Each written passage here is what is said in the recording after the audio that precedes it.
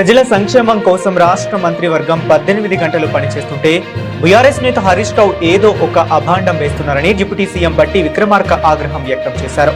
మంగళవారం నాడు జిల్లాలోని చిల్పూరు మండలం పల్లగుట్టలో పర్యటించిన బట్టి 33/11 kV సబ్ స్టేషన్ ను శంకుస్థాపన చేశారు. అనంతరం అక్కడ ఏర్పాటు చేసిన సభలో ఆయన మాట్లాడుతూ బీఆర్ఎస్ పై తీవ్ర స్థాయిలో విరుచుకుపడ్డారు. 10 ఏళ్లు అధికారంలో ఉన్నప్పుడు సన్నబియ్యం ఎందుకు ఇవ్వలేదని ప్రశ్నించారు. ధనిక రాష్ట్రాన్ని చేతిలో పెడితే అంతా ఖాళీ చేసిపోయారని మండిపడ్డారు.